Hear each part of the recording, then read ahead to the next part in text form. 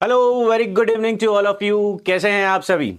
So welcome back to another class of target 20। आज का दिन बहुत ही ज्यादा इंपॉर्टेंट दिन है हम सब लोगों के लिए, because we had our budget session. क्या है ये बजट? क्यों जरूरी है ये बजट हमारे लिए? ये बजट हमारे आने वाले फिस्कल ईयर की इंडिया का फ्यूचर को डिसाइड करेगा, हमारी पॉलिसीज को डिसाइड करेगा। फर्दर हमारे क्या क्या एंगेजमेंट रहेंगे, उन सारे एंगेजमेंट से डील इसी बजट के अकॉर्डिंग होगी। इंडिया में जितना भी एफडीआई आ रहा है, जितना भी फॉरेन इन्वेस्टमेंट आ रहा है, वो फॉरेन इन्वेस्टमेंट इसी बजट के अकॉर्डिंग आगे डायरेक्ट होगा। इसी बजट में बताई हुई हर छोटी बड़ी चीज के ऊपर हर इन्वेस्टर अपने अपने इंटरेस्ट को चेंज करेगा। इसी बजट के अकॉर्डिंग हमारा जो डोमेस्टिक सिविलियन है, जो आम आदमी है, द कॉमन मैन, वो अपने सुनहरे भविष्य के लिए सपने देखेगा। इसी बजट के अंदर कही गई एक एक बात हमारे आने वाले फ्यूचर के लिए या हमारे आने वाले फिस्कल ईयर के डिफाइन करने की बातें करेगा। Alright, so let's start. आज इस बजट को शुरू करते हैं, लेकिन इस बजट को शुरू करने से पहले आई वुड लाइक कि एक बार आप सबके फेवरेट अनूप सर यहां पे आए। इस बजट को लेके वो इतने एक्साइटेड थे, I was little bit engaged in some other work in the morning, और उनके इतने कॉल्स आए कि सर बजट, बच्चे वेट कर रहे हैं सर। मैंने कहा बिल्कुल सर, बजट लेंगे, आप लोगों के साथ में लेंगे। ऑलराइट, तो अब मैं अनूप सर से रिक्वेस्ट करूंगा कि वो जल्दी से आए और अपनी वो जो एक्साइटमेंट है, जो एनर्जी है, बिकॉज उनकी एनर्जी के बगैर ये बजट सेशन हमारा लिए incomplete. without his engagement the energy stays a little bit low. So please give a big round of applause for one and only Mr. Anup Upadhyay sir. Sir, please sir, आइए sir. Thank you so much sir. And जैसा कि budget की बात जब भी आती है तो क्योंकि हमारे स्टूडेंट्स का एग्जाम भी है सर, बिल्कुल सर। तो हम लोग आज जो कंटेंट लेके आए हैं वो कंटेंट अकॉर्डिंग टू कोई भी ऐसा वैसा नहीं, जो ऑफिशियल कंटेंट है, और ऑफिशियल कंटेंट से ही एग्जाम में क्वेश्चंस आते हैं सर। बिल्कुल तो सर। ये सबसे बेस्ट चीज़ इस क्लास की रहने वाली, ऑफिशियल कंटेंट से हम लोग बजट को पढ़ाएंगे। और बजट को लेकर कल से ही थोड़ी बहुत चीज़ें चल रही थी, जैसा मैंने आपको बताया। हम उन सब चीज़ों पे पॉलिटिकलाइज नहीं होंगे, हम लोग बस आपके स्टूडेंट ओरिएंटेड क्या चीज़ें रहने वाली हैं इस पर हम लोग डिस्कस करेंगे, और मे बी सर इसके साथ जस्टिफाई करेंगे। आप लोग लास्ट में जब ख़त्म हो जाए तो ज़रूर वीडियो में अपने व्यूज़ ज़रूर देना सर के लिए। राइट, सर ने बहुत मेहनत करी है, थोड़ा सर आज बिजी थे, फिर भी मैंने इनको खींच कर ले आया। अब ऑल स्टूडेंट्स का प्यार है सर आप लोगों के लिए। All right sir. राधे राधे। राधे राधे। हाँ सर, 4 न्यू लेबर कोड पर भी वीडियो लेकर आए। ठीक है, लेबर कोड पर हम लोग विकास पालीवाल सर से कह देंगे, वो लेके आ जाएंगे, उनका वो सब्जेक्ट है। तो सर आप स्टार्ट करिए एंड खूब अच्छे से थोड़ा इजी लैंग्वेज में बताना डेफिनेटली सर, ताकि हम लोग क्या है ना, लॉ वालों समझ कम आता है थोड़ा सा। लॉ वालों को ही सबसे ज्यादा समझ आता है। Okay sir. All right sir, thank you so much for your interest in the video. So अब हम शुरू करते हैं हमारा बजट सेशन। तो बजट सेशन को स्टार्ट करने से पहले कुछ बेसिक सी चीजें जो मैं आपके साथ में डील करना चाहूंगा। इस बजट सेशन में हमने की पॉइंटर्स को उठाया है, और जैसा कि अनूप सर ने आपको कहा है कि ये जो बजट का हमने स्लाइड्स या पीडीएफ्स आप लोगों के सामने लाके रखे हैं, वो ऑफिशियल गवर्नमेंट ऑफ इंडिया की वेबसाइट से उठाएं। आप भी जाके मिनिस्ट्री ऑफ फाइनेंस के ऊपर जाके you can go and download those videos. And additionally अगर आप लोग इतना हार्डवर्क नहीं करना चाहते, the target 20 team is always there to help you all. तो उसके लिए हम हमारे जो टेलीग्राम चैनल्स हैं उस पर ये पीडीएफ्स अपडेट कर देंगे, फिर चाहे वो हिंदी हो या चाहे इंग्लिश हो। तो मेरी आज की जो क्लास है वो बाइलैंग्वेज रहेगा, जिसके अंदर हम इंग्लिश के साथ साथ हिंदी वाले वर्जन को भी डिस्कस करेंगे। तो मैं अभी आपको एक बार दिखा देता हूं। ऑलराइट, सो इसको हम शुरू करते हैं। तो हमारा बजट, तो ये कुछ इस तरीके से आप लोगों को स्क्रीन पे दिख रहा होगा। Now this is the actual PDF which has been uploaded by the government of India. Very good evening। तो भारत सरकार के द्वारा पेश की गई ये एक ऑफिशियल पीडीएफ है। अब आप कहेंगे सर ये तो इंग्लिश दिख रहा है, इसका हिंदी वर्जन का है, तो इसका हिंदी वर्जन भी आपको उसी भारत सरकार की वेबसाइट पे अवेलेबल होगा।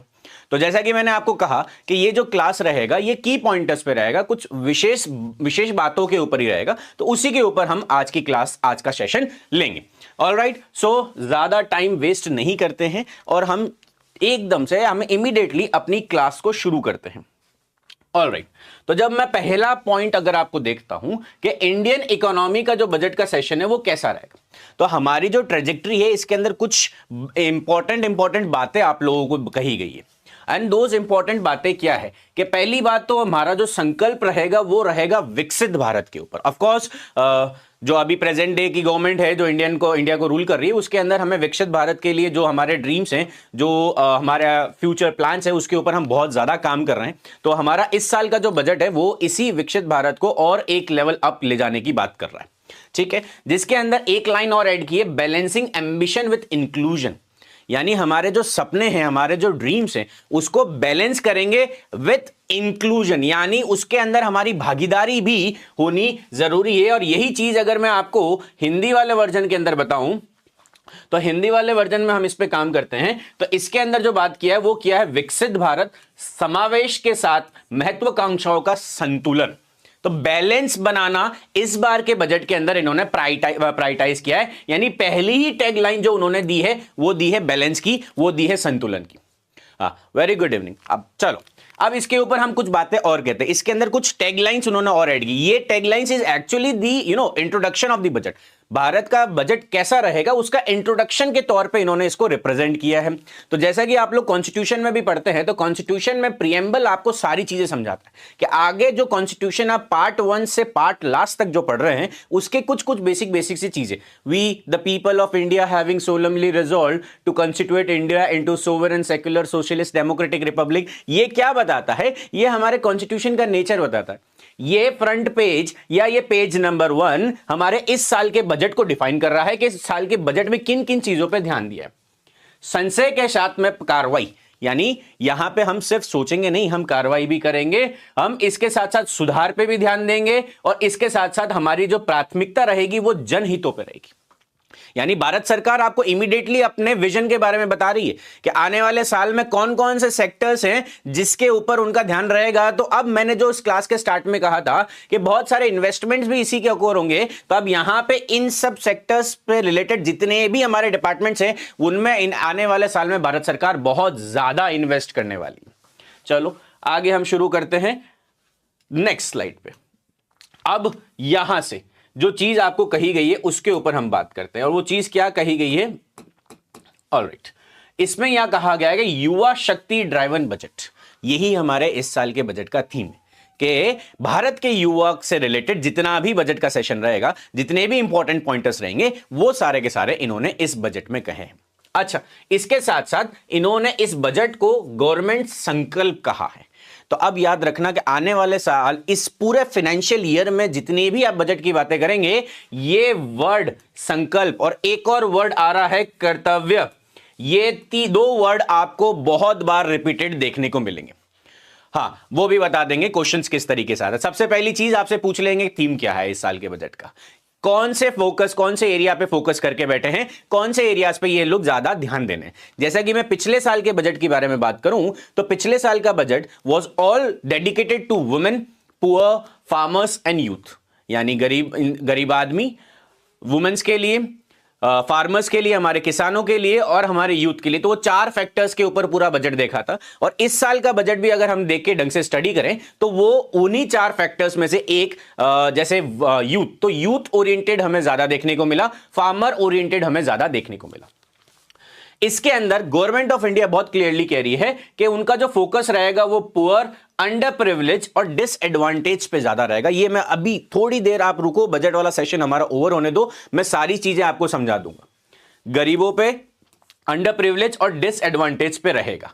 अब इसके अंदर पहले एक बार इंग्लिश वाला देख लेते हैं, उसके बाद में हम आपको हिंदी वाले पे भी लेके जाएंगे। इसमें उन्होंने 3 कर्तव्यों के बारे में कहा है कि हमारे भारत देश से के उज्जवल भविष्य के लिए, एक ब्राइट फ्यूचर के लिए गवर्नमेंट ऑफ इंडिया कह रही है कि उनके 3 कर्तव्य रहेंगे। पहला, द वेरी फर्स्ट कर्तव्य। अब जैसा कि आपने पूछा कि एग्जाम ओरिएंटेड क्वेश्चन कैसा रहेगा, तो आपसे जनरली पूछ लेगा what has been described in the first कर्तव्य। पहले कर्तव्य में कौन कौन सी चीजों पे काम किया गया है। तो सबसे पहले कर्तव्यों पे हमने बात की है accelerate and sustain economic growth. हमारी आर्थिक ग्रोथ के ऊपर हम काम करेंगे, जिसके लिए हम प्रोडक्टिविटी को बढ़ाएंगे, हम कॉम्पिटिटिवनेस को बढ़ाएंगे, और ये जो वॉलेटाइल नेचर आपको दिखा है इस पूरे साल के अंदर वर्ल्ड ज्योग्राफी का, वर्ल्ड पॉलिटिक्स का, जिसके अंदर बोल रहा है कि ये ईरान इराक पे अटैक कर देगा, यूएस वेनेजुएला पे अटैक कर देगा, रशिया यूक्रेन पे चल रहा है, इंडिया के ऊपर सैंक्शंस लग रहे हैं, तो ये जो अप एंड डाउन हमने देखा है मार्केट के अंदर, तो यहां पे गवर्नमेंट ऑफ इंडिया का पहला पॉइंट है कि हम इस वॉलेटाइल नेचर में भी रेजिलियंस, हम एक स्टेबिलिटी बिल्ड करेंगे।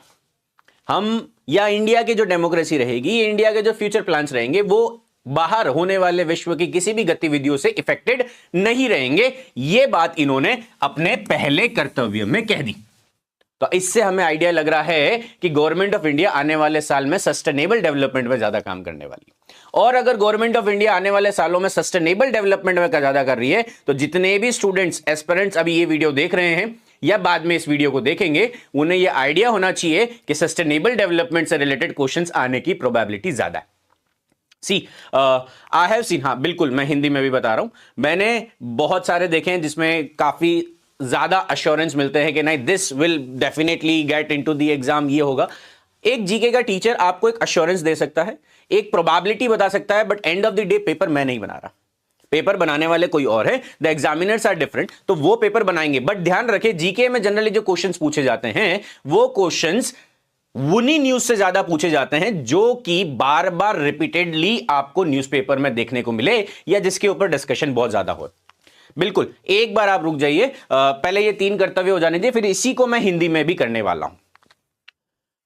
ओके, सेकंड कर्तव्य की बात करें, जो हमारा सेकंड कर्तव्य जो गवर्नमेंट ऑफ इंडिया ने बताया है, वो ये है fulfil aspiration for our people. Bharat सरकार का, हमारा नहीं, भारत सरकार का, कि अपने लोगों की जो उम्मीदें हैं उसे पूरी करने का काम भारत सरकार करेगी। तो दैट मीन जितने भी प्रोमिसेस भारत सरकार ने पिछले साल या इस सेशन इस बार इलेक्शंस के अंदर जो पोर्टफोलियो में रखे, गवर्नमेंट ऑफ इंडिया कह रही है कि इस बार हम उस पे ऊपर काम करने वाले किया है। बजट के एंड में मैं आपको बताऊंगा क्या क्या चीजें नहीं की है, बट और भी मैं आपको बताऊंगा कि इसके ऊपर क्या क्या चीजें की है।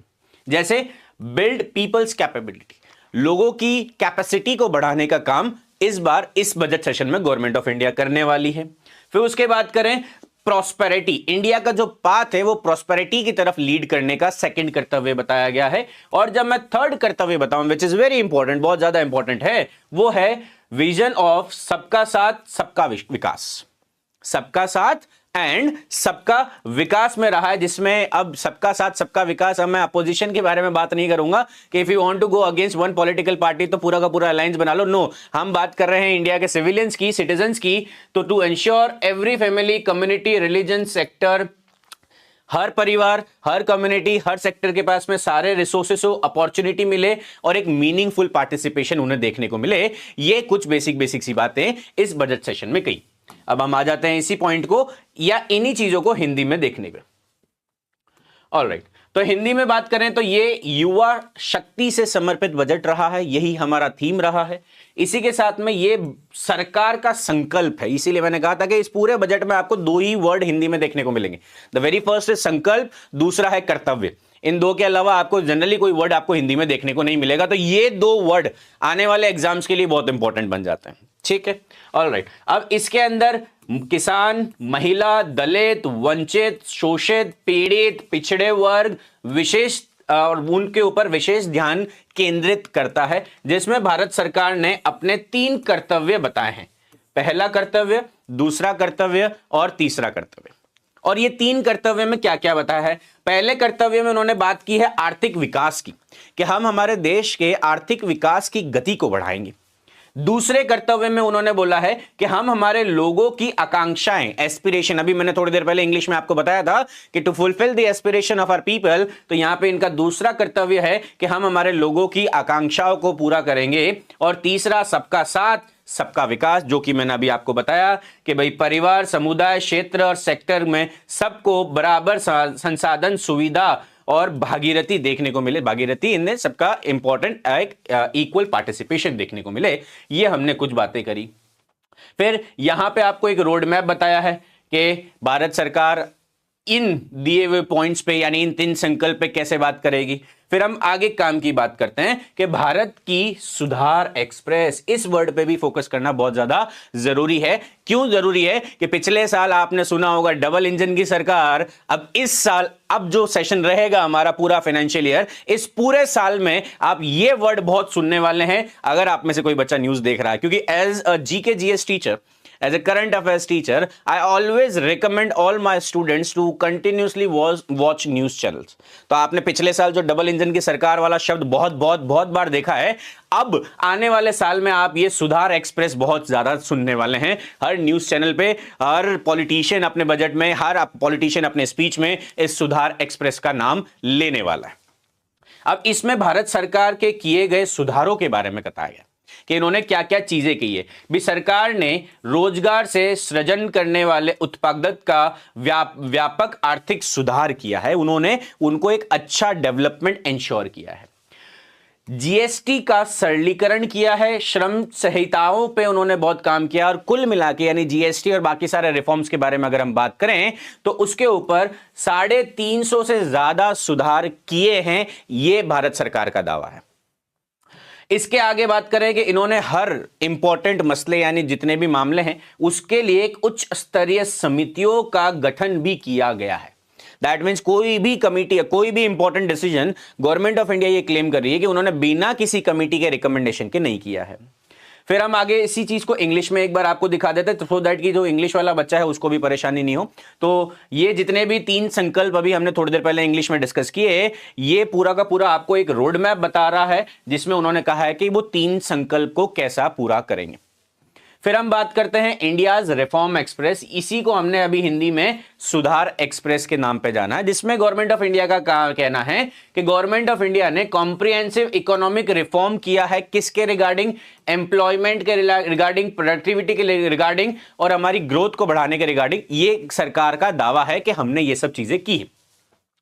इसके साथ साथ सरकार का कहना है कि उन्होंने कुल 350 से ज्यादा रिफॉर्म्स अपने पिछले टेन्योर के अंदर किए हैं, जिसके अंदर उन्होंने कहा है कि हमने इस कंट्री के जीएसटी को और ज्यादा सिंप्लीफाई किया है, हमने लेबर कोड्स को और अच्छे से नोटिफाई किया है, हमने जो क्वालिटी कंट्रोल ऑर्डर्स है उन्हें और अच्छे से किया है। तो अब जितना भी बच्चा यहां पे मेरे को देख रहा है, whosoever student is watching me right now here in the live and when the live gets over, तो उसके अंदर अब याद रखना कि ये जो वर्ड्स है आने वाले आपके जितने भी एग्जाम है, फिर चाहे वो आप नेशनल लेवल का एग्जाम दे रहे हो या आप किसी स्टेट लेवल एग्जाम पे जा रहे हो, वहां पे जीएसटी रिलेटेड क्वेश्चंस आने, वहां पे लेबर कोड रिलेटेड क्वेश्चंस आने, वहां पे क्वालिटी कंट्रोल से जितनी भी पॉलिसीज बनी है वो बाय डिफॉल्ट इंपॉर्टेंट बन रही है, बिकॉज इसको बड़ा बड़ा अच्छे से हमारे बजट में हाईलाइट किया। क्योंकि आज के दिन पूरे देश में जितने भी टीचर्स हैं जीके जीएस से रिलेटेड वो यही काम कर रहे हैं। तो जब वो यही काम कर रहे हैं और जितने भी स्टूडेंट है वो यही सारी चीजें सुन रहे हैं, तो एग्जामिनर शायद ये प्रिटेंड कर सकता है, एक्सपेक्ट कर सकता है कि इस बच्चे को हिंदी जो बजट है वो अच्छे से क्लियर है। फिर आगे बात करें तो गवर्नमेंट कह रही है कि हमने हर इश्यू पे एक हाई लेवल कमिटी का गठन किया है। उसके बाद में कह रहे हैं कि सेंट्रल गवर्नमेंट ने स्टेट गवर्नमेंट के साथ में काम करके डीरेगुलेशन का काम बहुत किया। अब ये वर्ड डीरेगुलेशन बहुत बार देखने को मिला है। क्यों? क्योंकि रेगुलेशन की वजह से क्या होता है, चीजें थोड़ी सी स्ट्रिक्ट हो जाती है, और जब चीजें स्ट्रिक्ट हो जाती है तो लोग कई बार गिव अप कर देते हैं। तो सेंट्रल गवर्नमेंट की तरफ से ये कहना है कि हमने डीरेगुलेशन पे काम किया, यानी हमने रूल्स एंड रेगुलेशन को थोड़ा कम किया है, सो दैट कि जो काम करने वाले लोग हैं उनकी मेहनत बढ़े, उनका इंटरेस्ट बढ़े और वो थोड़ा ज्यादा काम करें। ये कुछ रिफॉर्म एक्सप्रेस में हमने कुछ ये 3-4 पॉइंट हमने देखे। ठीक है, यहां तक आपको चीजें क्लियर है। तो ये पहला स्लाइड। अब इस बजट का फोकस कहां कहां रहेगा, भारत सरकार ने क्या कहा है कि आने वाले फाइनेंशियल ईयर में या फिस्कल ईयर, अगर मैं इसे प्रोमिनेंटली कहूं, तो भारत सरकार कह रही है कि हमारा ध्यान जनरली किन किन मुद्दों पे रहेगा, हम उसके ऊपर हम बात करते हैं। तो भारत सरकार ने कुल इसके पिलर्स बताए हैं। गवर्नमेंट ऑफ इंडिया के अकॉर्डिंग हमने ग्रोथ और डेवलपमेंट को इंश्योर करने के कुछ पिलर्स बताए हैं। Alright, very good evening. तो वो 6 पिलर्स अब देख लेना, क्योंकि आगे अब जो मेरी क्लास रहने वाली है, जो चीजें मैं अब आपको पढ़ाने वाला हूं, वो सारी की सारी चीजें इन्हीं 6 पिलर्स के आसपास घूमने वाली। पहला, sustainable economic growth, pillar number 1। Strengthening the foundation of growth, pillar number 2, people centric development pillar number 3, trust based governance pillar number 4, ease of doing business and ease of living pillar number 5, और सबसे important, क्योंकि यही वो चीज है जिसको पढ़ने के लिए हर बच्चा बजट पढ़ रहा है, आई मीन हर एस्पिरेंट अपना बजट देखता है, वो है फाइनेंशियल मैटर्स। तो अब मैं आगे जो चीजें बताने वाला हूं वो इन्हीं 6 पिलर्स के आसपास रहेगी, और इसी को मैं अगर हिंदी में आपको बताऊं तो हिंदी में हमारे वृद्धि, ग्रोथ, विकास, डेवलपमेंट के 6 स्तंभ बताए हैं। ठीक है, भारत सरकार ने हमारी ग्रोथ और डेवलपमेंट के 6 स्तंभ बताए हैं। वो 6 स्तंभ कौन कौन से हैं, आओ एक बार देख लेते हैं। सबसे पहले आर्थिक वृद्धि बनाए रखना, यह भारत सरकार का पहला विजन रहेगा। विकास की बुनियाद को मजबूत करना, एक जन केंद्रीय विकास का निर्माण करना, विश्वास आधारित भारत व्यवस्था क्रिएट करना, व्यापार सुगमता और जीवन सुगमता इंश्योर करना, और राजकोषीय मामलों के ऊपर ये पूरा का पूरा बजट रहने वाला है। तो दैट मींस अब मेरी आगे की जितनी भी क्लास रहेगी वो इन्हीं 6 पिलर्स के ऊपर रहेगी। ओके, आगे चलते हैं हम नेक्स्ट। तो पहला जो हमारा था वो था सस्टेनिंग इकोनॉमिक ग्रोथ। ठीक है, हमारी विकास की दर को बढ़ाए रखना। अब इसके ऊपर कुछ कुछ चीजें आपको यहां पे दिख रही। ठीक है, अब इसको पहले देखो, समझो। बाई फार्मा शक्ति, ये एक पॉलिसी है भारत सरकार के द्वारा चलाई गई है। आपने जेनेटिक मेडिसिन सुनी होगी, तो जेनेटिक मेडिसिन में हम क्या सुनते हैं कि ये वो जेनेटिक मेडिसिन है जो एक एक्चुअल मेडिसिन की, जो कि जनरली मार्केट में चल रही है, एक्सपेंसिव भी है या बाहर से लेके आ रहे हैं, उसके केमिकल्स की एग्जैक्ट रेप्लिका है जो इंडिया में बन रही है और आपको कम प्राइस में मिल रही है। लेकिन बायो फार्मा शक्ति इसके अंदर हम कह रहे हैं कि हम कुछ लिविंग बायोलॉजिकल ऑर्गेनाइजेशन के साथ में उस मेडिसिन के आसपास से मिलती जुलती कुछ दवाएं बनाने वाले हैं, और वो दवाएं फिर मार्केट में रहेगी which is again cheaper than genetic medicine. तो ये है हाँ बिल्कुल, क्वेश्चन सब जगह से बन सकता है, उसके लिए तो आप टेंशन ही मत लो। ठीक है, तो जो जो चीजें बजट है, ये पूरा का पूरा बजट आपके लिए इंपॉर्टेंट है। ठीक है, तो हमने बात किया कि भैया बाई फार्मा शक्ति का गठन किया गया है। अब इसको और अच्छे से करने के लिए 10,000 करोड़ का बजट सैंक्शन किया गया है।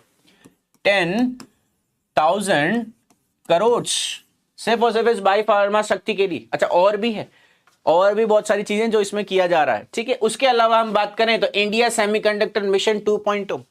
अब ये सेमीकंडक्टर की इंपॉर्टेंस इतनी है कि मैं आपको बता दूं, अगर ये नहीं होता तो ना मैं ये क्लास ले पा रहा होता यहां से, और ना आपने अपने फोन में या लैपटॉप में आप वो क्लास देख पा रहे होते।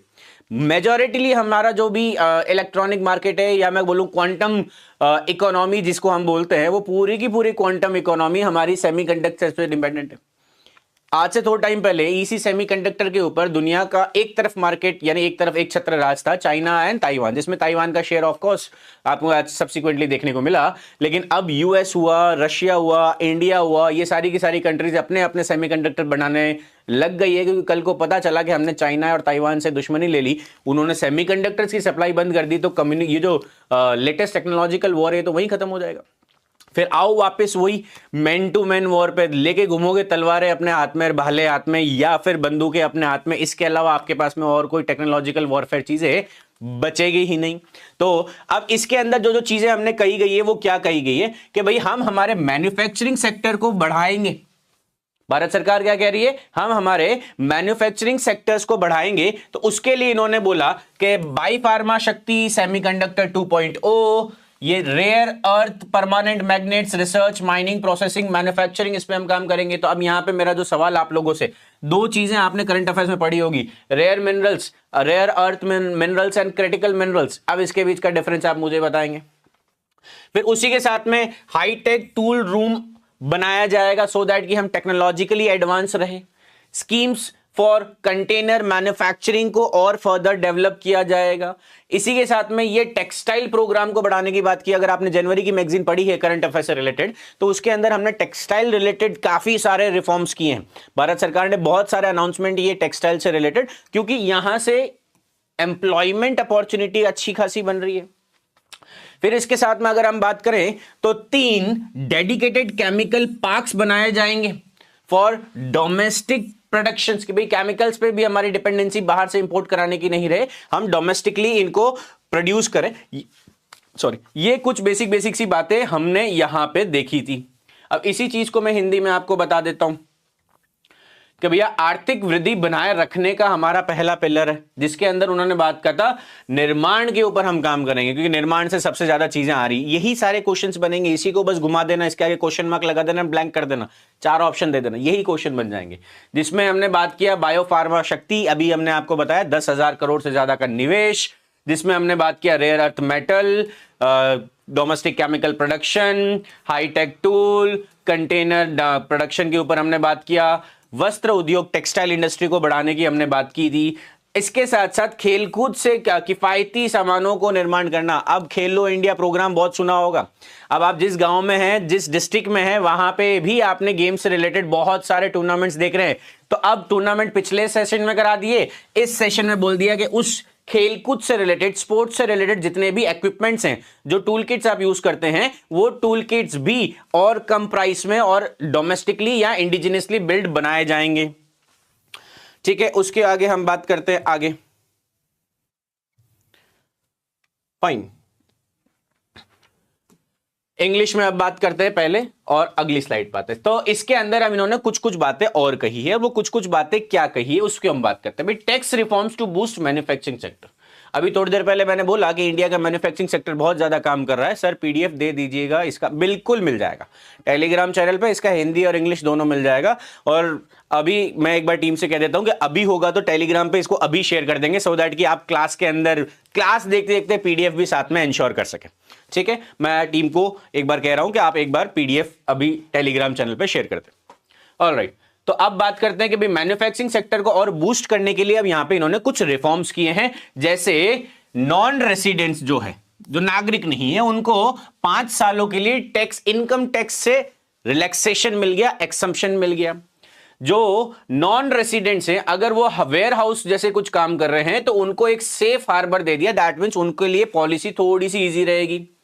फिर हम बात करें आगे, तो हमारे जो ड्यूटी फ्री इंपोर्ट है उसकी लिमिट बढ़ा दी। अच्छा, वो लिमिट किस प्रोडक्ट के लिए बनाई? वो सी फूड प्रोडक्ट से, समुद्री प्रोडक्ट से बनाई जाने वाली चीजों के ऊपर जो ड्यूटी फ्री इंपोर्ट है, वो ड्यूटी फ्री इंपोर्ट को और उस लिमिट को बढ़ा दिया। यानी और बहुत सारी चीजें बिना किसी टैक्स के आपको देखने को मिलेगी।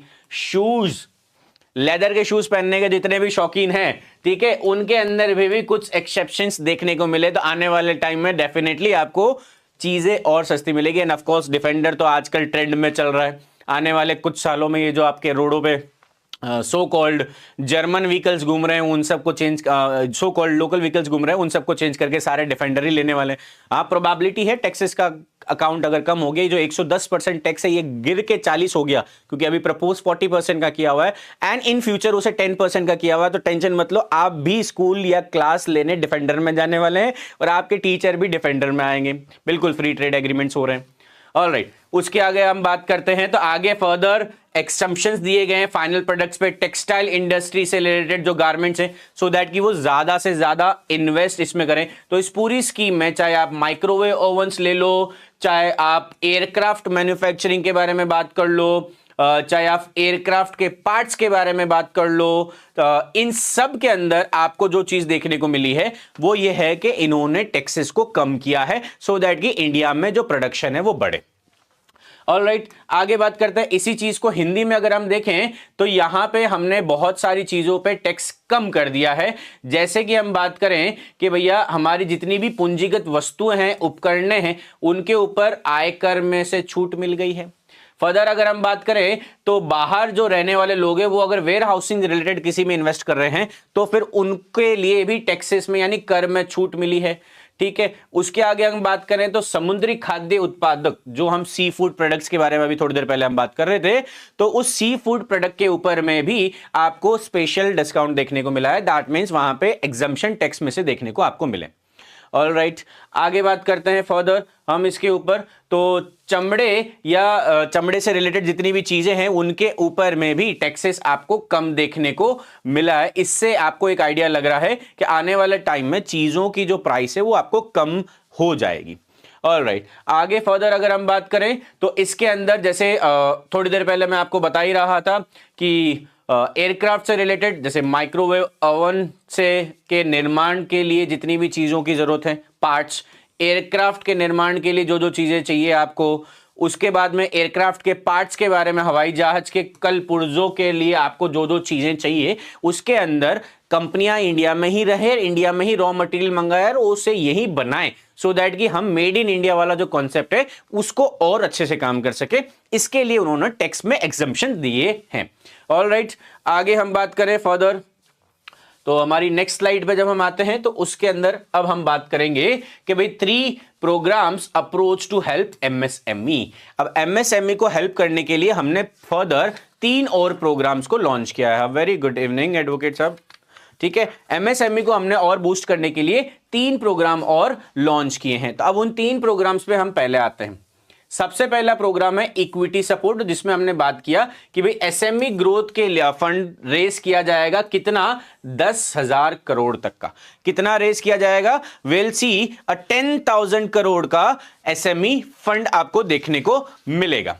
ऑलराइट, अब इसके अंदर हम बात करें तो एमएसएमई सेक्टर हमने माइक्रो स्मॉल सेक्टर्स के बारे में हमने देखा है। तो जिसके अंदर हमने देखा है कि भाई जिसका minimum investment 5 crore and maximum is 50, फिर हमने देखा 10, फिर 100, फिर मोर देन 10, फिर हमने देखा 500 करोड़। तो उनके लिए हमने क्या क्या देखा है कि भाई 10,000 करोड़ का एक एसएमई ग्रोथ फंड बनाया जाएगा। अगर उनको किसी तरह की चीज की रिक्वायरमेंट है तो वो इमीडिएटली उसे देख सकते हैं। फिर हम बात करें कि भैया सेल्फ रिलायंट इंडिया फंड 2021 का जो वर्थ किया जाएगा वो कितना किया जाएगा? उसमें 2,000 करोड़ रुपए और डाले जाएंगे। तो अभी आप लोगों के लिए क्वेश्चन है कि भाई 2021 के अंदर बनाया गया एसएलआई फंड के अंदर कितना पैसा आप डाला गया?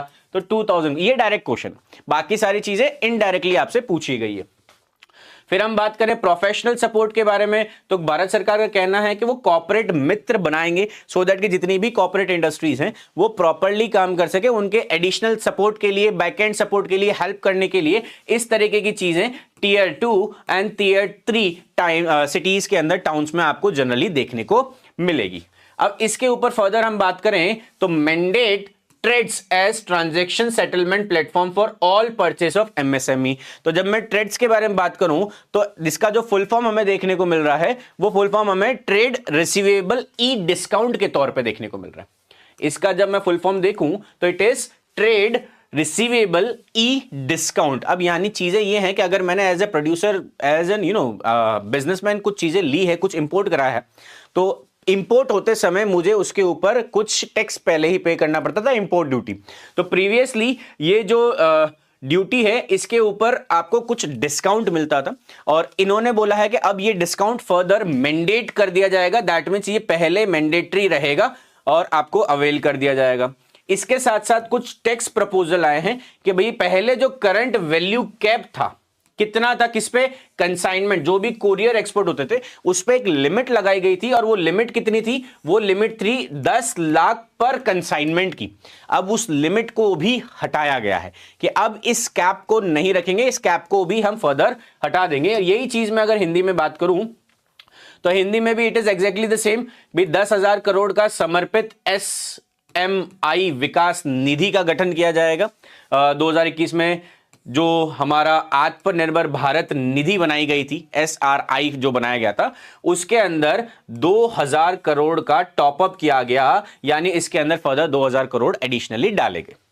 फर्दर हम बात करें तो पेशेवर सहायता के लिए नहीं, कॉर्पोरेट हेल्प के लिए हमने बोला कि इन्होंने सीधा कॉर्पोरेट मित्र की गठन कर दिया है जो टीयर 2 और टीयर 3 टाउन्स या सिटीज में रहेगा और वो कॉर्पोरेट एजेंसीज को हेल्प करने की बातें करेगा। तो ये कुछ बेसिक सी बातें हमने यहां पे देख ली थी।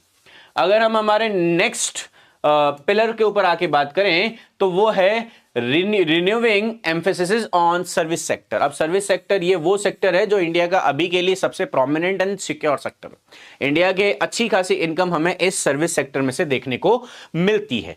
तो अब इस सर्विस सेक्टर को और फर्दर बूम पे डालना है, उसे ग्रोथ करना है। बिकॉज आपको और मेरे को अच्छे से पता है कि एआई एक्चुअली में लोगों की सर्विस जो लाइफ है, या सर्विस लाइफ तो नहीं कहेंगे हम इसको, हमारा जो सर्विस सेक्टर है उस सर्विस सेक्टर को डेफिनेटली गिराने वाला है। तो अब ये एआई हमारे सर्विस सेक्टर को गिरा देगा। दैट मीन्स हमारे इकोनॉमी का एक बहुत ही बड़ा चंक हमसे रूठ जाएगा या टूट जाएगा। तो उसको ठीक करने के लिए भारत सरकार ने इस साल पूरी तैयारी करी है सो दैट कि हम एआई से होने वाले नुकसान की भरपाई पूरी करें। जिसके ऊपर हम बात करते हैं। अब इसमें कुछ चीजें तुम में से काफी सारों के लिए रिलेटेड भी है। मुझे अभी पता चला कि मेरा वीडियो का एक क्लिप किसी ने क्रॉप करके and they are using it as an whatever it is, but ठीक है, कोई बात नहीं, कर लो। तो उसी से रिलेटेड है, तो वो अगर अभी भी इस वीडियो को देख रहा है या देख रही है, whosoever the person is, तो तुम्हारे लिए अब एक और गिफ्ट सर की तरफ से। तो मैं कह रहा हूं ये तुम्हारे लिए। ऑलराइट, तो जब मैं सर्विस सेक्टर की बात करूं तो इसमें इंडिया का कहना है कि हम education to employment and entrepreneurship को स्ट्रॉन्ग करेंगे। दैट मींस हम यहां पे इंडिया का एजुकेशन सिस्टम को फर्दर और अच्छे से बूम पे लाएंगे और अच्छे से ग्रो करेंगे, सो दैट कि हर कोई अपने आप को अच्छे से एजुकेट करे और सर्विस इंडस्ट्री में अपनी जगह बना के रखे। Because end of the day हमारे जो रेवेन्यू जनरेशन है वो सर्विस इंडस्ट्री से ज्यादा देखने को मिला। हेल्थ के ऊपर हम बात करें तो इसके ऊपर हमने भारत सरकार का कहना है कि वो अपग्रेड करेंगे और नए एस्टैब्लिश करेंगे क्या एलिड हेल्थ प्रोफेशनल्स को इन 10 सेलेक्टेड डिसिप्लिन के अंदर। नए इंडस्ट्रियल इंफ्रास्ट्रक्चर डेवलपमेंट हेल्थ में आपको देखने को मिल जाएंगे। अब केयर इकोसिस्टम, यानी ये वो चीजें जो शायद इंडिया में पहले प्रोमिनेंटली नहीं थी। आपको डे केयर हेल्प मिल जाते थे, पेशेंट्स को हेल्प करने के लिए ये केयर नर्सेस वगैरह आपको मिल जाती थी। तो उसके अंदर गवर्नमेंट ऑफ इंडिया का इस बजट में जो पेशकश है कि भैया 1.5 lakh multi skill care givers को हम ट्रेन करेंगे अंडर NSQF अलाइंड प्रोग्राम्स के अंदर।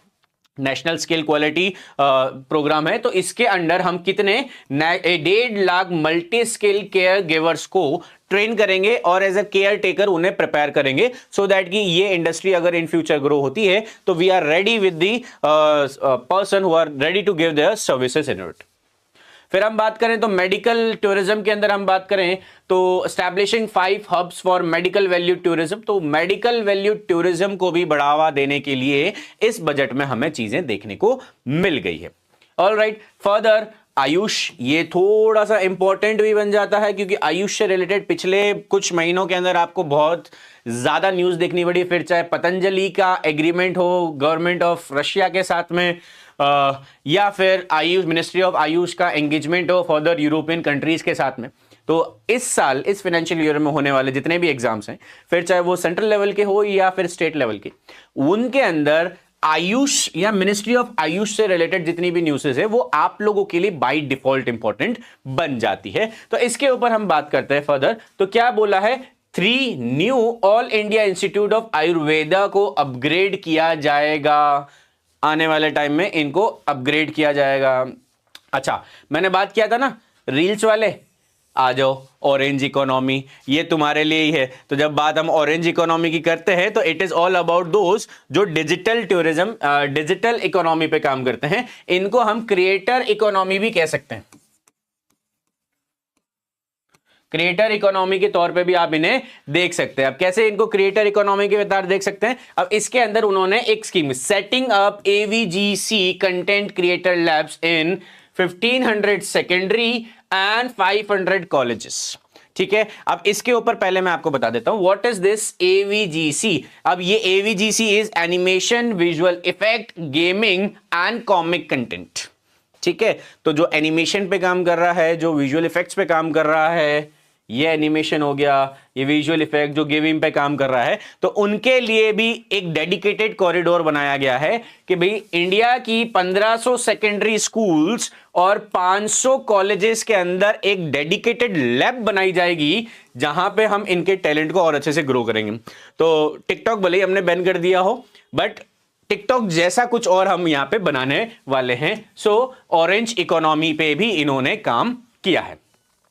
फर्दर हम बात करें तो जब मैं डिजाइन इंडस्ट्रीज के बारे में बात करूं, ये पूरी सर्विस इंडस्ट्रीज के बारे में बात कर रहा हूं, जब मैं डिजाइन इंडस्ट्री के बारे में बात करूं तो हम नए नेशनल इंस्टीट्यूट ऑफ डिजाइन को सेटअप करेंगे, एस्टैब्लिश करेंगे, और वो जोन भी आपको बताए गए हैं कहां पे, through the challenge route of eastern region of India. Bharat के ईस्टर्न रीजन में आपको नए नेशनल इंस्टीट्यूट ऑफ डिजाइन देखने को भी फर्दर मिलेंगे। इसके आगे अभी थोड़ी देर पहले हमने बात किया ही था मैन्युफैक्चरिंग में, जिसमें हमने बोला था कि स्पोर्ट्स रिलेटेड इक्विपमेंट इंडिया में कम प्राइस पे बनाए जाएंगे मेड इन इंडिया के टैग से। तो अब आ जाओ वापस स्पोर्ट्स इंडस्ट्री पे ही वापस। खेलो इंडिया मिशन के तहत हम इंडिया के अंदर फर्दर स्पोर्ट्समैनशिप, जो स्पोर्ट्स खेल रहे हैं, या फिर कोचिंग स्पोर्ट्स कोचेस जो इंडस्ट्रीज हैं, उसे भी फर्दर डेवलप करेंगे, सो दैट कि हमारा देश का युवा थोड़ा ग्रोथ की तरफ ज्यादा सस्टेन रहे। ऑलराइट, अब हिंदी में इसी चीज को देख लेते हैं। तो हिंदी में जब हम सेवा क्षेत्र के बारे में बात करें तो शिक्षा से रोजगार एंड उद्यम, ये बिना एजुकेशन आप किसी चीज को एक्सपेक्ट नहीं कर सकते हैं। स्वास्थ्य से बात करें तो अलग अलग स्वास्थ्य समुदाय पेशेवर के बारे में बनाया जाएगा। जब देखभाल परिवेश के बारे में बात करें तो 1.5 लाख बहुकुशल देखभाल कर्ताओं के बारे में, यानी हेल्थ केयर वर्कर्स के उनको डेवलप किया जाएगा। जब चिकित्सा पर्यटन यानी मेडिकल टूरिज्म, हेल्थ टूरिज्म के बारे में बात करें तो इसके अंदर में भी अलग अलग राज्यों में अलग अलग जोन्स के अंदर हमें फर्दर कुछ एडिशनल चीजें देखने को मिलेगी। आयुष मैंने कहा था बहुत ज्यादा इंपॉर्टेंट है। जब मैं मिनिस्ट्री ऑफ आयुष के बारे में बात करूं तो इसमें हमें 3 नए अखिल भारतीय आयुर्वेद संस्थान आने वाले टाइम में इस भारत में नए बनते हुए देखने को मिलेंगे आयुष फार्मेसी के तहत, और उसके अंदर औषधि जांच प्रयोगशाला यानी लैब भी मिलेगी, फार्मेसी भी हमें फर्दर देखने को मिलेगी। ऑलराइट, आगे हम बात करें तो ऑरेंज अर्थव्यवस्था, जिसको मैंने क्रिएटर और इकोनॉमी के तौर पे भी कहा है। तो भारत में 1500 माध्यमिक विद्यालय और 500 महाविद्यालयों के अंदर AVGS कैंडिडेट क्रिएटर प्रयोगशालाओं की स्थापना की जाएगी। It is again animation, visual effect, gamings and creator. तो एक अलग अलग लैब्स बनाई जाएगी। कितनी? 1500 स्कूल्स एंड 500 कॉलेजेस के अंदर आपको यह देखने को मिलेगा। डिजाइन के अंदर अगर हम बात करें तो भारत के पूर्वी क्षेत्र के अंदर हमें 3 नए अलग अलग डिजाइन इंस्टीट्यूट्स देखने को मिलेंगे। खेलकूद के ऊपर अगर हम बात करें तो खेलो इंडिया मिशन के अंदर जो खेलने वाले स्पोर्ट्समैन हैं प्लस जो कोचेस हैं उनके लिए भी फर्दर चीजें आपको देखने को मिलेगी। ऑलराइट, इसी को फिर अब इंग्लिश में कर लेते हैं। नेक्स्ट, इंग्लिश के अंदर आप देखें तो 5 यूनिवर्सिटी टाउनशिप्स बनाई जाएगी। ध्यान रखना, मैंने 5 यूनिवर्सिटी नहीं कहा है, मैंने 5 यूनिवर्सिटी टाउनशिप्स कहा। तो you will see 5 university township in major industrial and logistic corridor. वहां पे आपको ऐसे क्योंकि शिक्षा के बिना सारी चीजें अधूरी है, तो अगर कोई जोन एक मेजर इंडस्ट्रियल कॉरिडोर है या एक लॉजिस्टिक कॉरिडोर है तो वहां के लोगों के पास में अगर बेसिक एजुकेशन नहीं होगा तो वहां का ओवरऑल डेवलपमेंट करना पॉसिबल नहीं। तो वहां पे क्या बनाएंगे हम? 5 आने वाले टाइम में, इस अगले फिस्कल ईयर के अंदर हम 5 यूनिवर्सिटी टाउनशिप्स फर्दर देखने को मिलेगा। एडिशनली जितने भी लड़कियां हैं यहां पे उनके लिए एक इंपॉर्टेंट चीज, a girls hostel in higher education steam institute in every district. हर डिस्ट्रिक्ट में, ध्यान रखें मैं राज्य की बात नहीं कर रहा हूं, देश में तो वो चलो एक ही हो जाएगा, मैं हर जिले की बात कर रहा हूं। एज पर दिस अनाउंसमेंट हर जिले में कम से कम एक, यानी अब होंगे तो बहुत सारे होंगे लेकिन गवर्नमेंट ऑफ इंडिया स्पॉन्सर्ड, जहां पे हम गवर्नमेंट ऑफ इंडिया खुद स्पॉन्सरशिप करेगी, वहां पे गर्ल्स हॉस्टल बनाने का प्रावधान है। अब यहां पे एस लगा रखा है, English you know it very well, मेरे से तो ज्यादा ही अच्छी होगी, मेरी तो फिर भी इतनी अच्छी नहीं है। तो probably which I can guess here कि यहां पे एक से ज्यादा अगर रिक्वायरमेंट हो तो हमें गर्ल्स हॉस्टल देखने को मिलेंगे। और इसी के साथ साथ 4 टेलीस्कोप इंफ्रास्ट्रक्चर फैसिलिटीज को भी फर्दर बढ़ाया जाएगा। अब मैं जब बात टूरिज्म की करता हूं तो टूरिज्म के अंदर हम नेशनल इंस्टीट्यूट ऑफ हॉस्पिटैलिटी नई देखने को मिलेगी और बनाएंगे। गवर्नमेंट ऑफ इंडिया के pilot scheme for upscaling 10,000 guides आपको नए, यानी इनको डेवलप फर्दर और करेंगे। कहां पे? भारत के विभिन्न 20 आइकॉनिक जो साइट्स हैं, जो टूरिस्ट साइट्स हैं, वहां पे आपको 10,000 गाइड्स को भारत सरकार की तरफ से फर्दर डेवलपमेंट देखने को मिलेगा। Additionally national destination digital grid knowledge भी आपको देखने को मिलेंगे। डेवलप किया जाएगा mountain trails, turtle trails, bird watching trails in almost selected states के बारे में जब मैं बात करूं तो ये 3 स्टेट आपको जनरली देखने को मिलेंगे, JNK, हिमाचल और उत्तराखंड, यूके लिख देता हूं। तो ये 3 स्टेट्स के अंदर आपको यहां पे ये फर्दर डेवलपमेंट देखने को मिलेगा। इसी के साथ साथ इंडिया होस्ट करेगा first ever global big cat alliance. आपने अगर करंट अफेयर्स आप रेगुलरली पढ़ रहे हैं तो इंटरनेशनल बिग कैट अलायंस के बारे में आपने सुना होगा, और वैसे ही वैसे उसी तर्ज के ऊपर इंडिया पहली बार ग्लोबल बिग कैट समिट को होस्ट करेगा इस आने वाले ईयर में। तो अब ये डायरेक्ट वो चीजें जो पहली बार हो रही है, तो पहली बार हमेशा याद रखना as a current affair student you must also get put that thing in your mind कि जो भी चीज पहली बार हो रही है ना, which ever comes first is very important for you. ठीक है, ऑल राइट, इसी के साथ साथ 15 आर्कियोलॉजिकल साइट्स के ऊपर और डेवलपमेंट चलेगा। एंड अभी आपने पिछले ही साल की न्यूज में देखा था कि महात्मा गौतम बुद्धा जो है उनके कुछ रिलिक्स इंडिया में वापस लाए गए थे, तो वो ऐसे ही नहीं लाए गए थे। जब वो वापस आए हैं तो बजट में अनाउंसमेंट हो गया है कि development of Buddhist circuit in north east region, यानी टूरिज्म के अंदर हमें एक तरीके का बुद्धिस्ट सर्किट भी देखने को मिलेगा।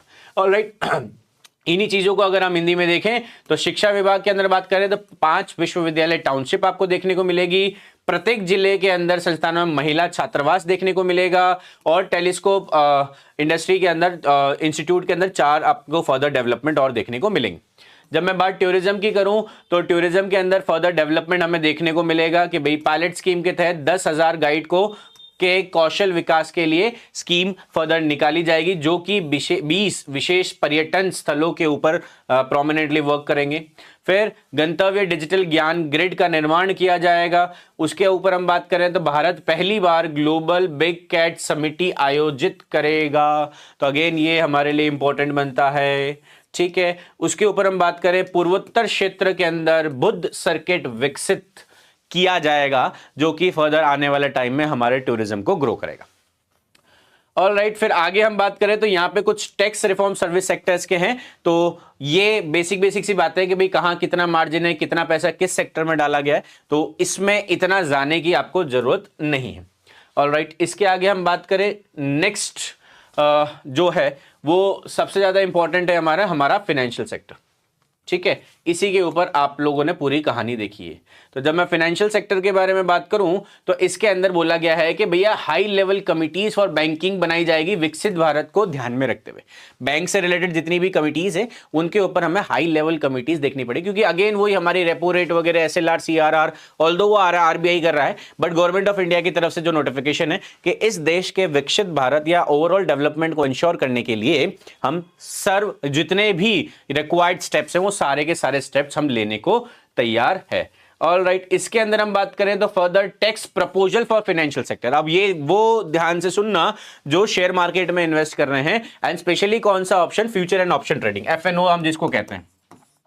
तो उसके अंदर जो सिक्योरिटी टैक्स लगाया जाता था आपके ऊपर पहले, इसके अंदर जो सिक्योरिटी टैक्सेस आपको लगाए जाते थे वो सिक्योरिटी टैक्सेस को बढ़ाया गया है।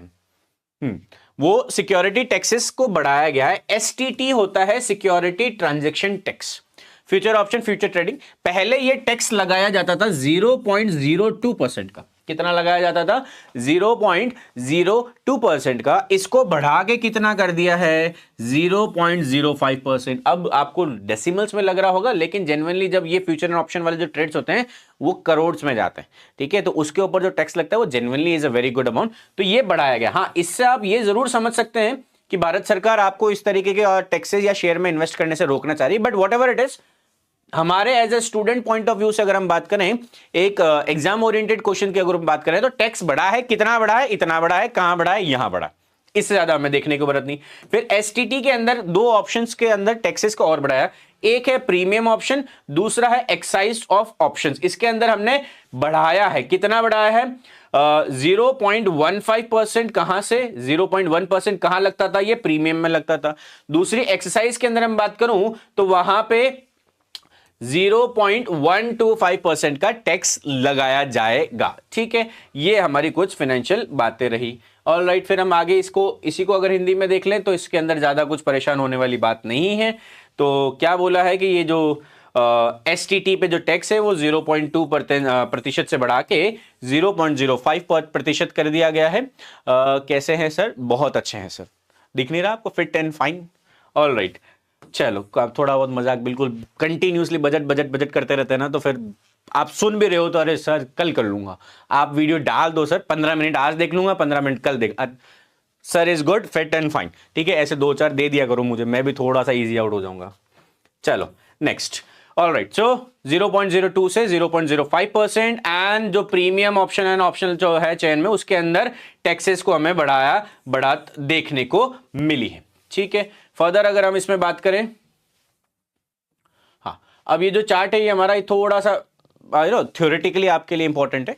और वो थ्योरेटिकली इंपॉर्टेंट आपको क्यों है कि भैया फार्मर्स की इनकम को बढ़ाने के लिए हमने काम किया है। जैसे डेडिकेटेड प्रोग्राम फॉर हॉर्टिकल्चर को बढ़ाने के लिए अलग अलग प्रोग्राम बनाए जाएंगे। एनिमल हस्बेंड्री, जिसके अंदर हम प्राइवेट सेक्टर और ब्रीडिंग एंड लेबोरेटरीज वगैरह भारत सरकार बना के देगी।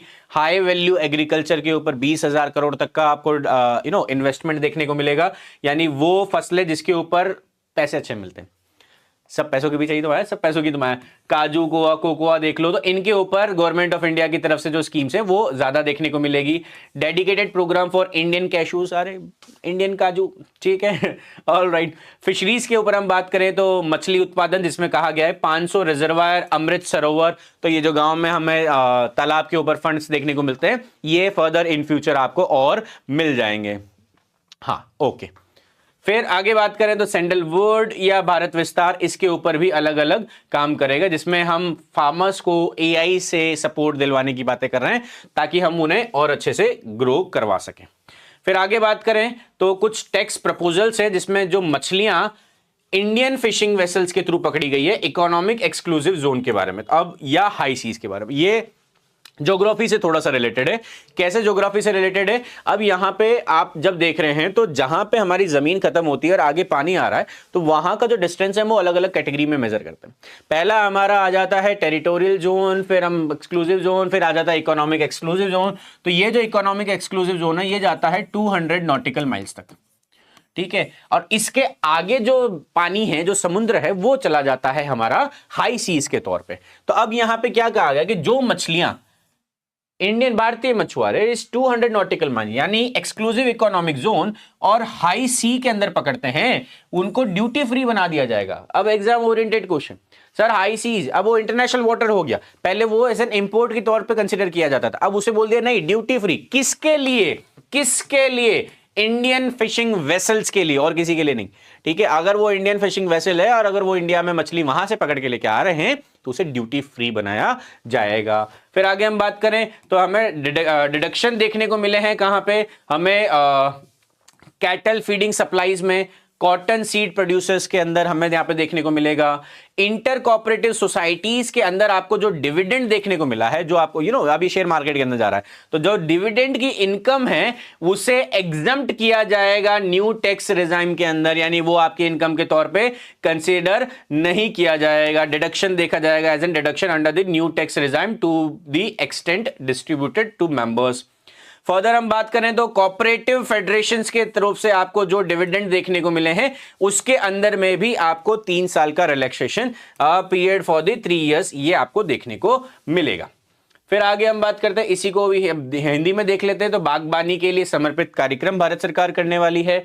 पशुपालन होला, उच्च मूल्य कृषि की सहायता, भारतीय काजू, मत्स्य पालन, चंदन या भारतीय चंदन, ठीक है, हाँ झुकेगा नहीं, वो याद रख लेना। फाइन, आगे चलते हैं तो अन्य बातें करें कि भाई आर्थिक क्षेत्र या गहरे समुद्र यानी high seas and economic zone के अंदर जो मछलियां पकड़ी गई है उनके अंदर हम कर कम करेंगे, ड्यूटी मुक्त करेंगे। उसके बाद में कुछ सदस्यों द्वारा पशु चारा की आपूर्ति यानी सप्लाई बीजों में शामिल करने वाले उनको भी कुछ छूट प्रदान करी जाएगी। फिर हम बात करें अंतर सहकारी समिति जो है उनके जो लाभांश है नई कर व्यवस्था के अंतर्गत कटौती के रूप में अनुमति देना जो इसके सदस्यों में वितरित की जाएगी, डिडक्शन देखने को आपको मिलेगा। फर्दर हम बात करें कि भाई 3 साल की आपको अवधि के लिए कुछ छूट मिलेगी कॉर्पोरेट जो आपके पास में इनकम देखने को मिली है। फिर आगे नेक्स्ट जो इंफ्रास्ट्रक्चर है उसके हम बात करें, स्ट्रेंथनिंग फाइनेंशियल फंडामेंटल ग्रोथ के ऊपर हम बात करें तो इसके ऊपर कुछ स्कीम्स आप लोगों के सामने सीधी सीधी आई है कि भैया क्या है कि भाई रिस्क गारंटी फंड्स को रेस किया जाएगा। रियल एस्टेट के जितने भी हमारे वो जोन्स हैं जो कि यूज में नहीं आ रहे हैं तो उनको रिसाइकिल यानी उसे रीयूज किया जाएगा। डेडिकेटेड फ्राइट कॉरिडोर बनाया जाएगा, कहां से? दनकुनी इन द ईस्ट से लगा के सूरत इन द वेस्ट। अब ये दनकुनी कहां है? तो दनकुनी आपको देखने को मिलेगा वेस्ट बंगाल में। कहां देखने को मिलेगा? ये वेस्ट बंगाल में देखने को मिलेगा। तो सेंस ईस्टर्न कॉरिडोर से लगा के वेस्टर्न कॉरिडोर वेस्ट बंगाल से लगा के सूरत गुजरात के अंदर आपको यहां पे एक डेडिकेटेड फ्राइट कॉरिडोर, अगेन वही ट्रेड्स को बढ़ावा देने की बात। 20 न्यू इंडियन वाटरवेज आपको नए देखने को मिलेंगे उन एरियाज में जो areas are rich areas, industrial areas और पोर्ट्स को कनेक्ट करने में Indian inland waterways authority of India के तहत आपको देखने को मिलेगा। उसके अंदर हम बात करें तो कोस्टल कार्गो प्रमोशन स्कीम देखने को मिलेगी, जिसके अंदर जो कोस्टल शिपमेंट है ना, उस शेयर को, इनका जो शेयर है उसे 6% से बढ़ा के कितना कर दिया जाएगा, 12% तक कर दिया जाएगा। कब तक? 2047 तक, 2047 तक। नाउ अगेन ये तो सीधा वो आपका एग्जाम ओरिएंटेड क्वेश्चन है कि किस परसेंटेज को कितना कर दिया, कौन से सालों तक बात कर लिया। फिर हम बात करते हैं आगे कि भाई पूर्वोदय करके योजना डेवलप की जाएगी इंटीग्रेटेड ईस्ट कोस्टल कॉरिडोर को डेवलप करने के लिए। ईस्ट कॉरिडोर, अब यहां पे देख रहे हैं आप, ये ईस्ट ईस्ट ईस्ट बहुत देखने को मिल रहा है। तो डेफिनेटली बांग्लादेश में बैठे हुए जो लोग हैं जो कह रहे थे कि भैया हमारे ईस्टर्न सेक्टर यानी जो 7 सिस्टर्स है उसे इस देश से अलग कर दिया जाएगा, तो उनको अब ये थोड़ा सा देख के डर लगेगा कि भारत सरकार का focus, all thanks to those people जिन्होंने ये डायलॉग दिए कि भारत तेरे टुकड़े होंगे, या ये कहने का कि भाई चिकन कॉरिडोर को चोक कर दो और नॉर्थ ईस्टर्न स्टेट ले जाओ, चाइना या म्यांमार या बांग्लादेश व्हाटएवर। आप लोगों के कहे गए इन शब्दों की वजह से हमने कम से कम हमारे ईस्टर्न सेक्टर या 7 सिस्टर्स पे ध्यान दिया। ऑलराइट, सो हाँ, क्या आ रहा है?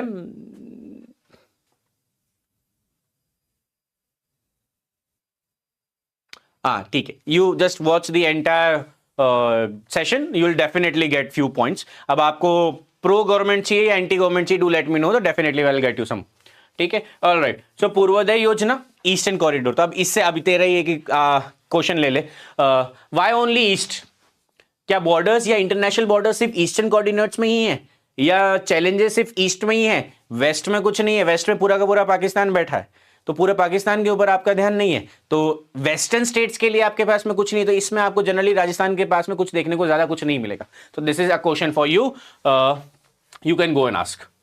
ठीक है, ऑलराइट। आगे हम बात करें तो इसके अंदर कुछ हमारे लॉन्ग टर्म एनर्जी सिक्योरिटीज और स्टेबिलिटी को बढ़ाने के लिए काम किया गया है, जिसमें हमने बात किया है कि कार्बन कैप्चर जो यूटिलाइजेशन है इसको बढ़ाया जाएगा with N outlay of 20,000 crore. अब अगेन जो कार्बन प्रोडक्शन है जो कि हमारे एनवायरमेंट के लिए बहुत ज्यादा खतरनाक है, उसे फर्दर कैप्चर करके रीयूज करने के, इसमें जनरली आप देख लेंगे iron industry, cement industry and various other industries जो कि जो कार्बन प्रोड्यूस हो रहा है उस कार्बन को वापस रिकैप्चर करके उसे रीयूज करके, सो दैट कि कार्बन कंपाउंड एटमॉस्फेयर में जो है उसका काउंट गिरे, वो डिक्रीज हो, सो दैट की पॉल्यूशन रिलेटिवली कम गिरे।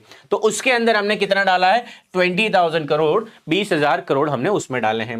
फर्दर हमारे जो इंपोर्ट है किसके लिए? सोडियम एंटीमोनेट के अंदर, जो कि हमारे यूज आता है सोलर ग्लासेस के अंदर, उसके ऊपर काम करने की बातें की है। बिकॉज अगेन अगर आप रिन्यूएबल एनर्जी पे फोकस कर रहे हैं and if you are not focusing on the basic agreement, तो फिर कोई मतलब नहीं। ठीक है, ऑलराइट। फिर हम बात करें आगे तो हमारे कुछ कैपिटल गुड्स, क्रिटिकल मिनरल्स जो हैं उसके ऊपर फर्दर उनके प्रोसेसिंग एंड प्रोडक्शन के ऊपर भारत सरकार कह रही है वी आर रेडी टू पे फॉर इट। ठीक है, आगे हम बात कर रहे हैं तो फिर चाहे आप लिथियम आयरन सेल ले लो बैटरीज के लिए, फिर चाहे आप न्यूक्लियर पावर प्रोजेक्ट्स ले लो। याद करना by the year 2037 we are planning to build 100 gigawatt project nuclear energy के तौर पे हमें डेवलप करना है। ये पिछले महीने की न्यूज है, करंट अफेयर, ज्यादा पुराना मैं नहीं जा रहा हूं।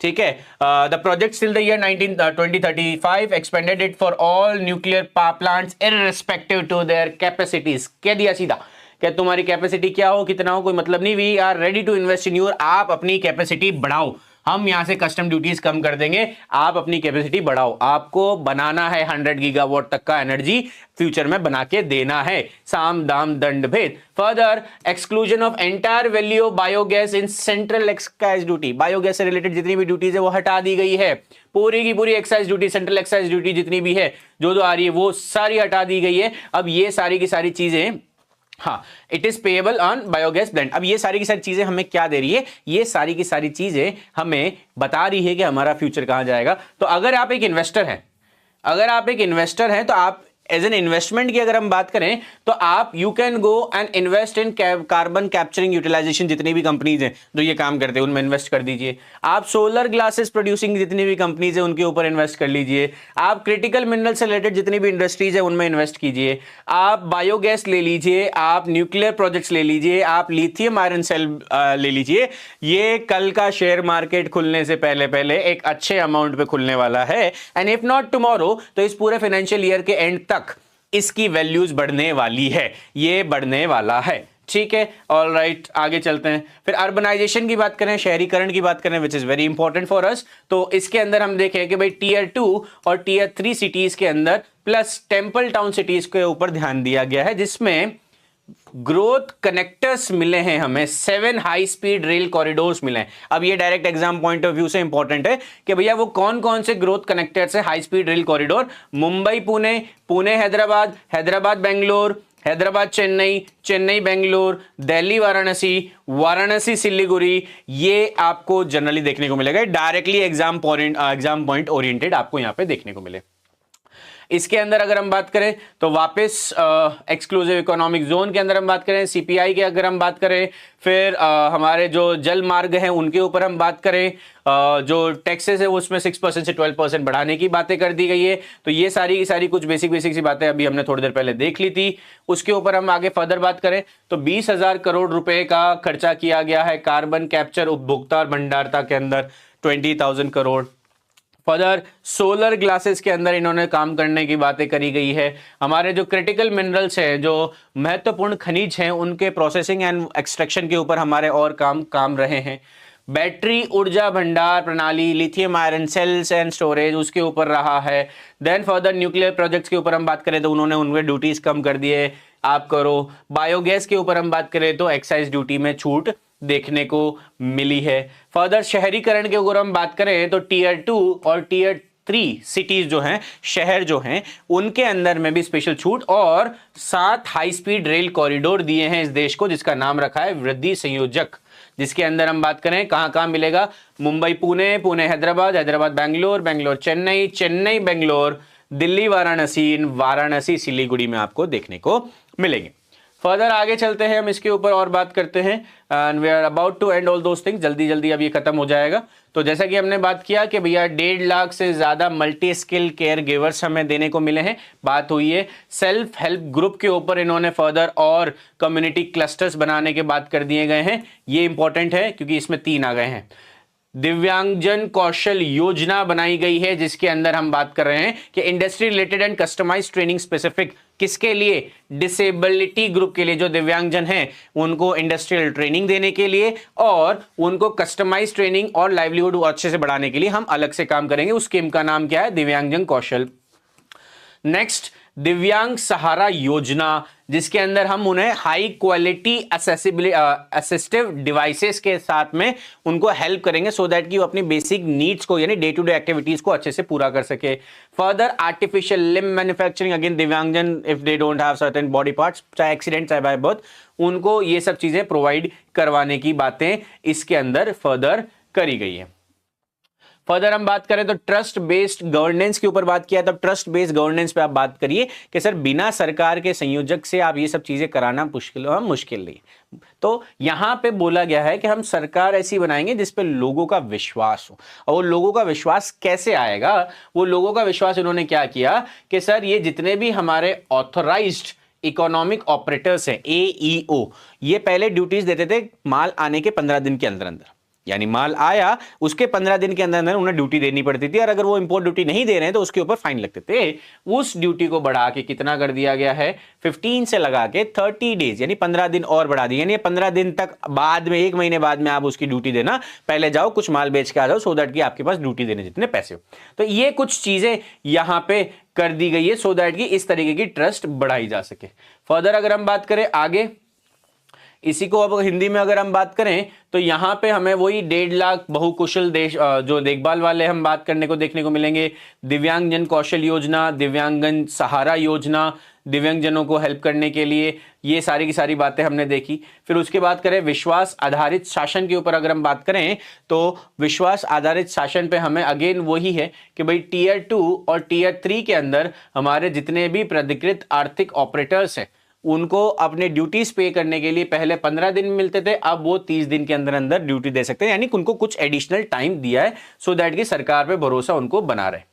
फिर जो नेक्स्ट आ रहा है व्यापार सुगम एंड जीवन सुगमता, ease of doing business and ease of living, ये कुछ ऐसे इंपॉर्टेंट फैक्टर्स हैं जिसके ऊपर एक अलग से सेशन लेना बहुत जरूरी है। बिकॉज इसके अंदर लिखी गई एक एक बात एक एक पॉलिसी की तरह है और एक एक पॉलिसी हमारे एग्जाम्स ओरिएंटेड एक एक क्वेश्चन की तरह है। ठीक है, तो मैं इसे बिल्कुल ही एक सेशन के अंदर 5 मिनट में खत्म कर दूं तो ये गलत हो जाएगा। तो इसके ऊपर एक दोबारा सेशन लिया जाएगा और डेफिनेटली हम उसे ले लेंगे एंड वो जो भी लेगा आपको उसके ऊपर मिल जाएगा, उसकी टेंशन आप मत लीजिए। फिर हम आगे बात करें तो ease of doing business, as I said in Hindi, कि इसके दिए गए एक एक पॉइंट पे एक एक स्कीम आराम से बन जाएगी, एक एक पॉलिसी बन जाएगी and that particular policy would be related very much important for your exam point of view. तो इनको आप बिल्कुल भी मत छोड़िएगा, just give it a good reading to it and definitely will come back with a different session with all those factors mentioned in the ease of doing business. And the last and the first most pillar, हमारे आज के pillar का जो आखिरी part budget का, वो है financial matter. तो इसके ऊपर हम बात करें, यही वो कहानी है जिसको डिस्कस करने के लिए, जिसको सुनने के लिए आप सब यहां आए थे और इसी के लिए ही हम सब बजट को खोल के बैठते हैं। तो इसके ऊपर हम बात करें तो 16th फाइनेंस कमीशन अरविंद पणिग्रा के अंदर जो बनाया गया था, जो कि साल 2026 से लगा के साल 2031 तक काम करेगा। 5 इयर्स का इसका टेन्योर रहता है। जितने भी पॉलिटिकल साइंस के या पॉलिटी या इंडियन कॉन्स्टिट्यूशन पढ़े हुए बच्चे हैं, कमेंट सेक्शन में मुझे बताएंगे the article related to the financial commission, the article related to the annual financial statement, जिसको हम बजट भी कहते हैं। I need that in comment. अब हम बात करते हैं कि इसकी रिपोर्ट को पब्लिश कर दिया गया है, ऑन एयर कर दिया गया और मान्य रखा। The government has accepted the recommendation of the commission to retain the vertical share of dilution at 41%. ये सबसे इंपॉर्टेंट चीज, वर्टिकल शेयर। दो तरीके के शेयर्स देखे गए, एक आपको देखने को मिला वर्टिकल शेयर, दूसरा आपको शेयर देखने को मिला हॉरिजॉन्टल शेयर। तो इसको मैं बताऊं, यानी भारत सरकार से कलेक्ट किए गए 100% टैक्स के अंदर से स्टेट गवर्नमेंट्स को कितना पैसे का शेयर मिलेगा। ये एक स्टेट की बात नहीं कर रहा हूं, I am talking about every state residing in this country and mind my point, I am dedicatedly talking about the states, not the union territories. ठीक है, राज्यों के बारे में बात कर रहा हूं मैं, यूनियन टेरिटरीज के बारे में बात नहीं कर रहा हूं। तो ये जो एक लेवल से दूसरी लेवल के बीच में जो पैसे ट्रांसफर का जो सिनेरियो है, उसे बोला गया है वर्टिकल शेयर। तो 16 फाइनेंस कमीशन की जो रिक्वेस्ट थी उसके अकॉर्डिंग हमने इस वर्टिकल शेयर को कितना रखा है, 41%। और अभी भी अगर आपको समझ में नहीं आया है तो मैं ये बताऊं कि भारत सरकार ने जितना भी टैक्स कलेक्ट किया है और उसके बाद में जो टैक्स स्टेट्स में बढ़ता है, राज्यों में जो टैक्स बढ़ता है, उसे बोला गया वर्टिकल टैक्स। यानी भारत सरकार अगर 100 रुपए एक साल में कलेक्ट कर रही है तो उस 100 रुपए में से 41 रुपए तो वो बाकी सारे स्टेट्स में बांटेगा। अब स्टेट में कौन से स्टेट को कितना पैसा मिलेगा, वो उसकी population, area and all those economic industrial development जो है उसके ऊपर हम काम करेंगे, उसमें हम नहीं जाएंगे, वो हॉरिजॉन्टल शेयर जा रहा है। बट जो काम की बात ये है आपको कहने की थी मेरे को, वो ये थी कि भारत सरकार ने क्या कहा है, भारत सरकार ने कहा है कि ये जो वर्टिकल शेयर है किसका, जो हमारा 16 फाइनेंस कमीशन ने जो रिकमेंड किया है, वो वर्टिकल शेयर जो रहेगा वो 41% ही रहेगा। पहले 32 था, 32 के बाद में 41 किया, 42 किया, 42 से इसे वापस 41 लाया गया बिकॉज वो state of Jammu and Kashmir को यूनियन टेरिटरी बना दिया। फिर हम आगे बात करें कि भैया फाइनेंस कमीशन ग्रांट उधार कितना, 1.4 लाख करोड़ किसको, स्टेट्स को देने का रिकमेंडेशन मान लिया गया कि भाई इतने में से इतना उधार आपको मिलेगा, इससे ज्यादा आपको नहीं मिलेगा। और इसके अंदर ही चाहे रूरल हो, अर्बन हो, लोकल बॉडीज हो, डिजास्टर मैनेजमेंट ग्रांट्स हो, वो सब इसी में। ठीक है, इतना अगर इतना पैसा है, लेना है तो लेना, नहीं तो चले जाना है, इतना ही, इससे ज्यादा आपको कुछ देखने को नहीं मिलेगा। फिर हम बात करें फिस्कल कंसोलिडेशन के बारे में, तो डेब्ट टू जीडीपी जो रेशियो है हमारा, वो बोला गया था पिछले साल बजट के अंदर में भी कि हमारे 2030 तक जो हमारा, अब ये डायरेक्ट एग्जाम ओरिएंटेड क्वेश्चन है कि जो डेब्ट टू जीडीपी रेशियो रहेगा वो 50 ±1% का रहेगा। यानी ये तो 49% रहना चाहिए या ये 51% रहना चाहिए। कब तक, 2030 तक। और अगर हम हमारे इकोनॉमिक सर्वे के अकॉर्डिंग बात करें, जो फिस्कल रिपोर्ट है उसके अंदर बात करें, तो अभी ये प्रेजेंटली 54-55 पॉइंट समथिंग चल रहा है।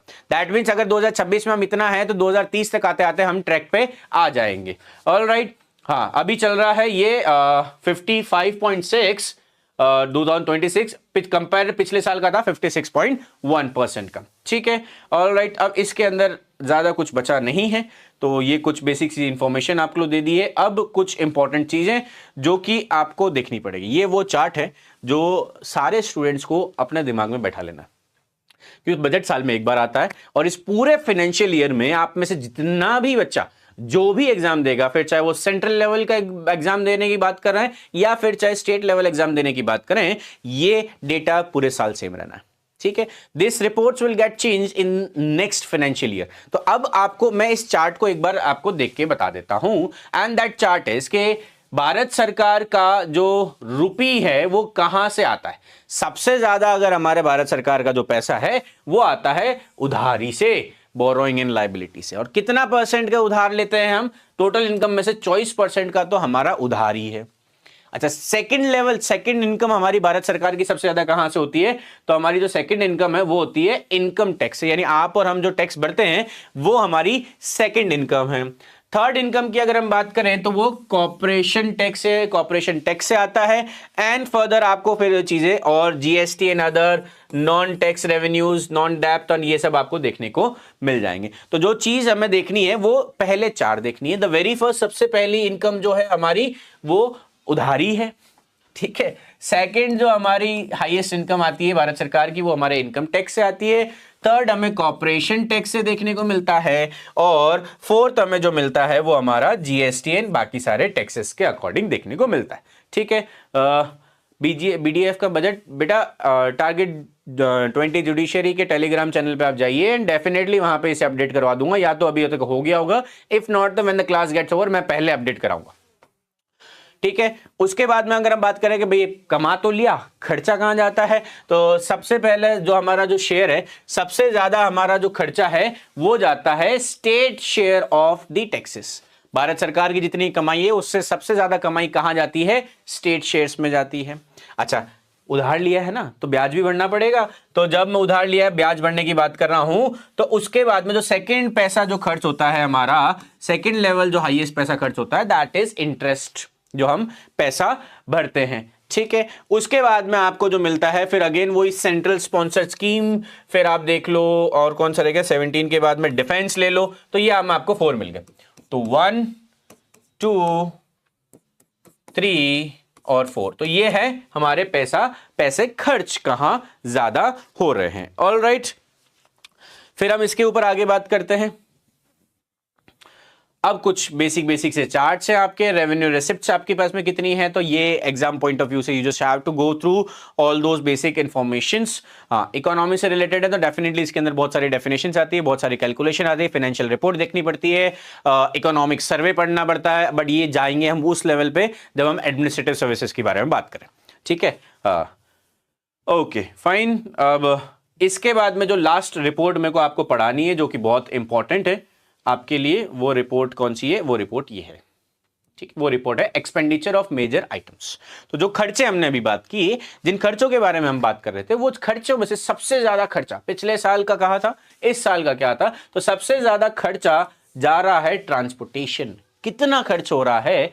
5,98,520 करोड़, 5,98,520 CR। तो हमारा खर्चा सबसे ज्यादा ट्रांसपोर्टेशन में जा रहा है, डिफेंस से भी ज्यादा, यानी हमारा बजट डिफेंस से भी ज्यादा कहां जा रहा है? डिफेंस से भी ज्यादा हमारा इस साल का टाइम बजट जाएगा ट्रांसपोर्टेशन में। सेकंड लेवल जो इन्वेस्टमेंट हमें देखने को मिल रहा है वो ऑफ कोर्स डिफेंस है, क्योंकि हमारे पड़ोसी बहुत अच्छे हैं, हमको बहुत अच्छे अच्छे पड़ोसी मिले हैं। अच्छा, वो पड़ोस के भी पड़ोस में जो 2-3 और है ना, वही कहते हैं ना कि मोहल्ले के सीसीटीवी कैमरास, मैं बोलूंगा तो डेफिनेटली शायद किसी को बुरा लग जाएगा, बट मोहल्ले के कैमराज आप किसे कहते हैं आपको बहुत अच्छे से पता है। तो उन मोहल्ले के कैमरास की वजह से या हमारे पड़ोस की वजह से हमें डिफेंस में इतना खर्चा करना पड़ रहा है।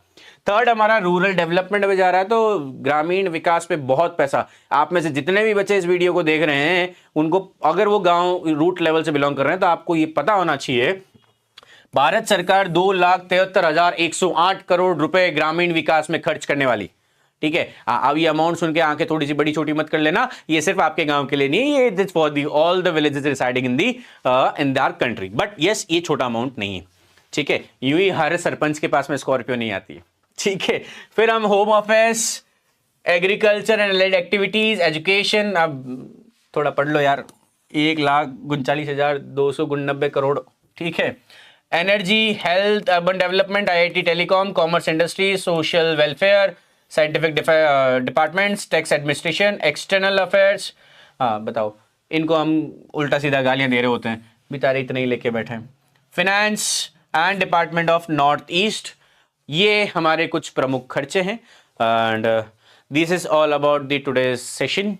ये है हमारा आज का बजट और I just put my pen down and we are done with the budget session for the today's class. So I hope जितने भी बच्चे यहाँ पे इस budget session को देख रहे हैं and those of course who will watch these videos after the live gets over, तो उनके लिए जो चीज़ ये है वो यही है कि ये बजट जो है ये बहुत ही ज़्यादा इंपॉर्टेंट है for all the upcoming exams in this financial year.